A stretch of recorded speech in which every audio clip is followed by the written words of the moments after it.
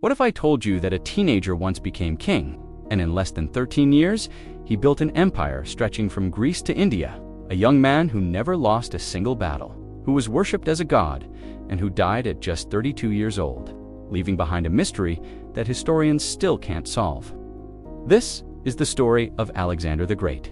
Alexander the Great was born in the city of Pella, which was the capital of the Kingdom of Macedonia in 356 BC.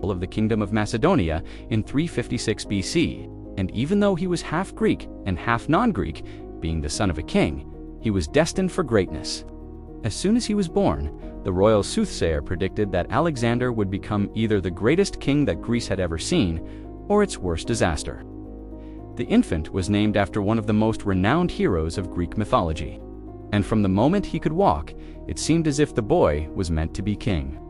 He loved hunting, riding horses, and practicing with weapons, much to the delight of his father, who groomed the boy to be his successor. However, when Alexander turned 13, his father sent him to the famous philosopher Aristotle to receive an education that would turn him into a complete statesman. During his 3 years of tutoring, Alexander learned literature, science, poetry, rhetoric, and philosophy.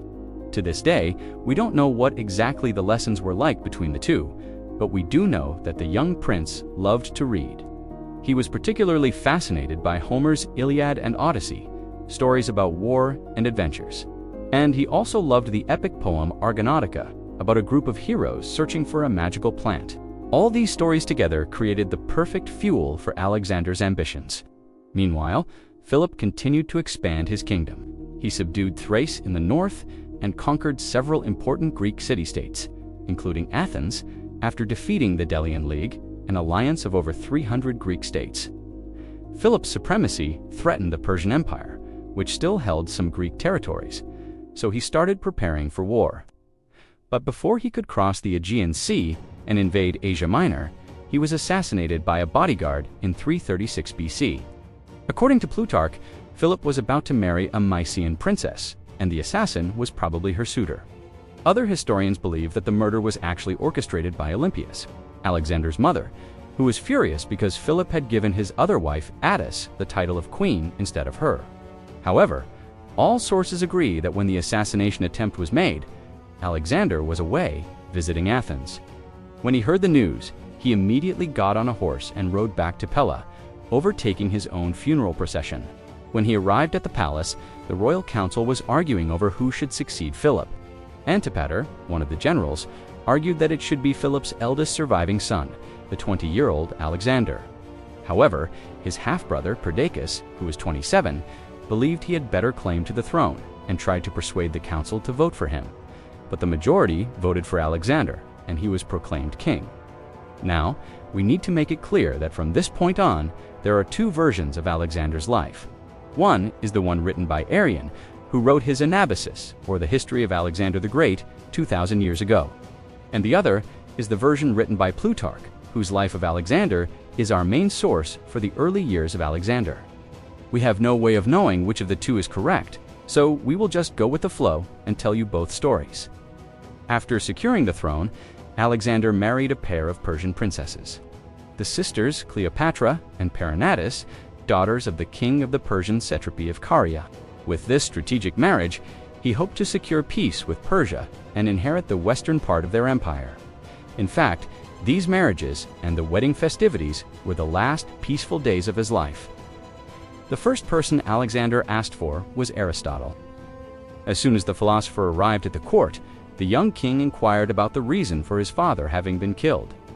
It seems that the version of events as told by Philip was different from the one Alexander had heard, and he wanted his tutor to solve this mystery. According to Plutarch, Aristotle said Philip was actually killed by his own son, referring to Alexander, though obviously this can't be true, as the two men lived peacefully together for many years after this conversation.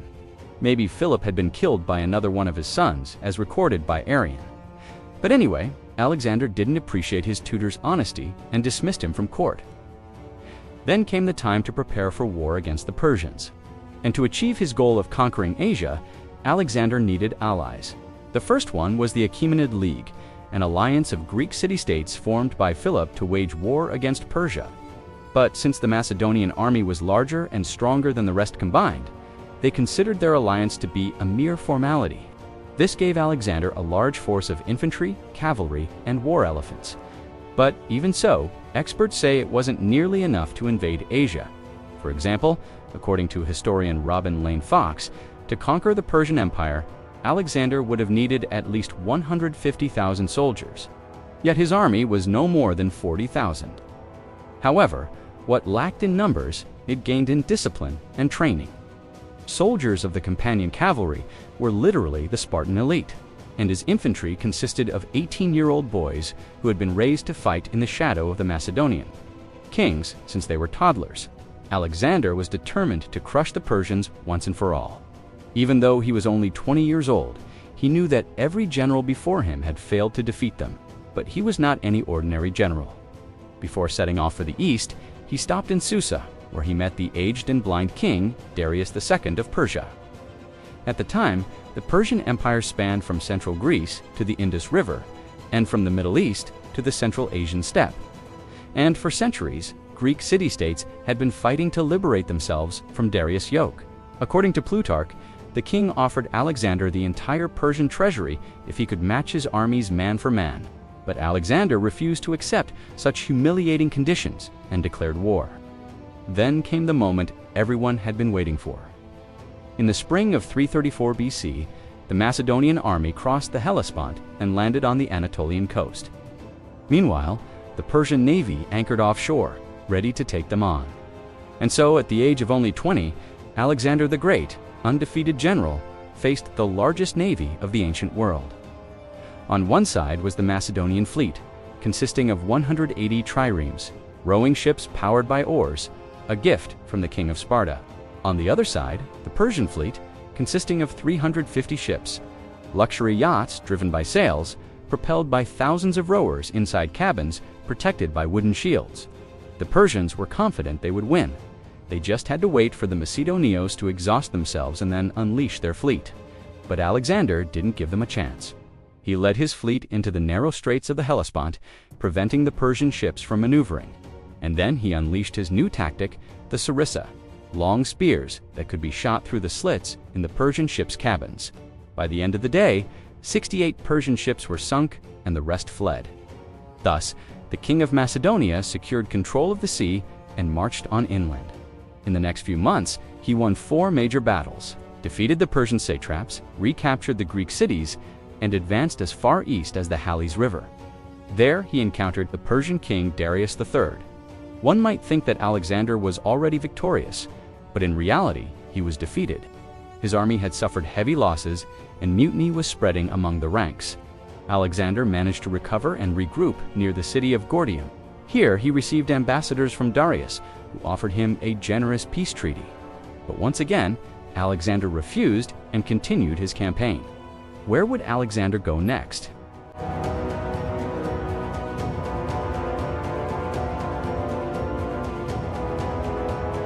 The year is 332 BC, after defeating the Persians.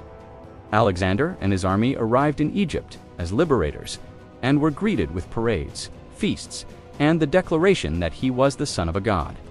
This occurred after he visited the temple of Ammon, the chief god of the Egyptian pantheon. The oracle proclaimed him the son of Zeus, and his divinity spread like wildfire throughout the Egyptian population. For Alexander, Egypt was a strategic territory. It was the gateway to the riches of the East, and without controlling Egypt, his empire would be vulnerable. But for the Egyptians, it was their liberator from the tyranny of the Persians.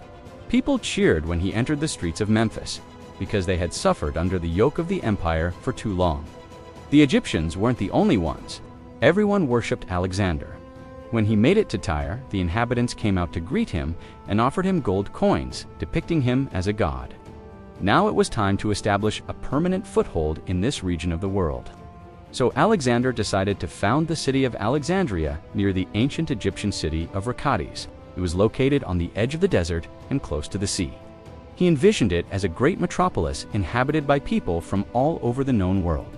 It was to be a city of knowledge, culture, and trade. It was a project he worked on for 5 years, designing its streets and planning its gardens, parks, and canals. It was a magnificent feat of engineering for the time period. After settling in Alexandria, Alexander set out again to conquer new lands. His goal was to reach the ends of the earth and see the place where the sun sets. He marched east towards the Indus River.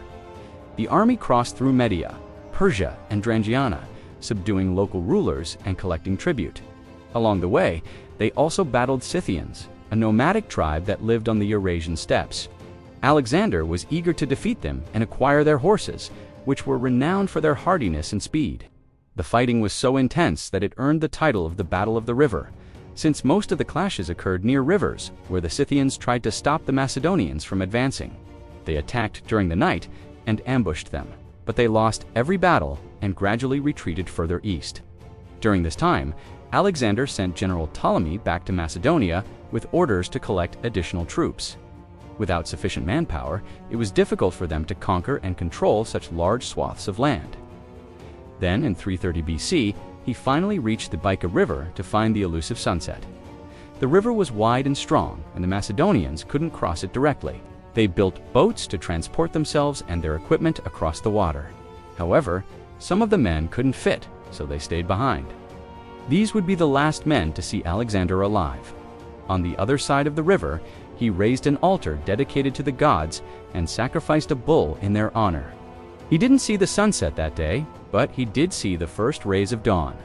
That moment inspired him, and he realized that his empire stretched from one end of the world to the other. It was a vast territory. It extended from the Balkans in Greece all the way to the Indian Ocean. At that moment, he felt closer to the gods than ever before. But the reality was very different. The army was exhausted and tired of fighting. Not only had they been marching non-stop for almost a decade, but they also faced danger every day, whether it was wild animals, harsh weather conditions, or the hostile locals. The majority wanted to head back to their homes. So Alexander declared that anyone who wished could return to Macedonia. Of course, this decision upset him because he still wanted to conquer more land, but he had no choice. Many of his soldiers left, along with a good number of the cavalry, with fewer troops.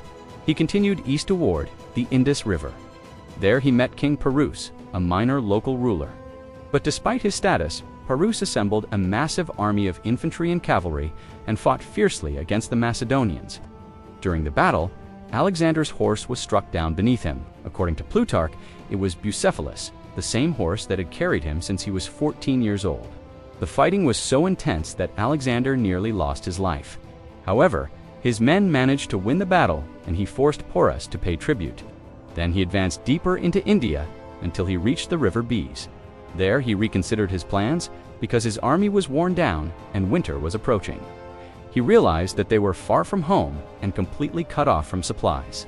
Plus, the soldiers were mutinous and unwilling to fight any longer. Their disobedience grew, and soon entire battalions refused to obey orders. It was a situation he hadn't encountered in any of his previous battles. For the first time, Alexander experienced true tension, and not the exhilarating kind that comes with facing an enemy on the battlefield. This tension threatened the stability of his entire empire. He attempted to calm his men down, but nothing he said made a difference. Most wanted to go home, and some of his generals supported them. Alexander felt desperate. He was only 32 years old and had just started living the life he had always dreamed of. How could he possibly think about dying now? Maybe it was fate, or perhaps a higher calling. But whatever the reason, he began to fall ill. He suffered high fever, weakness, stomach pains, and a loss of appetite. Every day he grew thinner and weaker, and the doctors couldn't cure him. In 323 BC, Alexander traveled to Babylon, present-day Iraq, where he hoped to recuperate. He spent most of his time in the royal palace gardens, walking leisurely and enjoying the scenery. One evening, while having dinner, he complained of feeling unwell and excused himself to go to the bathroom. No one knows what happened in that bathroom, but when Alexander exited, he never returned to the feast. Instead, he went straight to bed and never woke up. Historians have debated for centuries over the cause of his death. Some believe he contracted malaria, which caused his body to shut down. Others claim he was poisoned by his wife Roxana, who was jealous of his other wives. Yet others believe that his half-brother Ptolemy orchestrated the assassination because he wanted to rule the empire. The truth is, we don't know what really happened in that bathroom. It will forever remain a mystery. So what do you think happened to Alexander? Let us know in the comments below. Alexander died at the age of 32. He left behind an empire that stretched from Greece to Pakistan, an empire so vast that it seemed destined to fall apart without his leadership. In fact, that's exactly what happened. His generals divided the territories among themselves, thus ending the short-lived but glorious reign of Alexander the Great. However, his legacy continued to inspire throughout the ages. The Romans admired him for his military genius and tenacity. Napoleon Bonaparte studied his campaigns and followed many of his strategies. And Winston Churchill considered him a role model and drew parallels between his own mission and that of Alexander. He was undoubtedly a conqueror, but he was also a visionary, a leader who changed the course of history and demonstrated that even the greatest empires can collapse without a capable leader. The great empires are usually remembered for two things: wealth and power. But there is another important aspect that cannot be overlooked: organization. Alexander was an outstanding organizer, which allowed him to accomplish the seemingly impossible. Thanks to his skills, he managed to unite squabbling Greek states, forge alliances with local rulers, manage ethnic and cultural diversity, and integrate diverse military units into a single army. His empire may have fallen apart after his death, but its influence on the world lasted for centuries. He spread Greek culture, customs, and language from one end of his empire to the other. This phenomenon was known as Hellenism. Today, over 2,000 years after his death, we continue to marvel at his accomplishments and debate his strengths and weaknesses. We still ask ourselves how he achieved so much at such a young age. How did he transform from an unruly young man into a brilliant strategist? Why did his army adore him so much? Why did the people of Alexandria deify him? What caused his sudden death? All of these questions and more make Alexander the Great one of the most fascinating figures in human history. And thank you for joining us on this journey through time to meet this extraordinary man. If you enjoyed the video, don't forget to hit the like button and subscribe so you never miss an upload.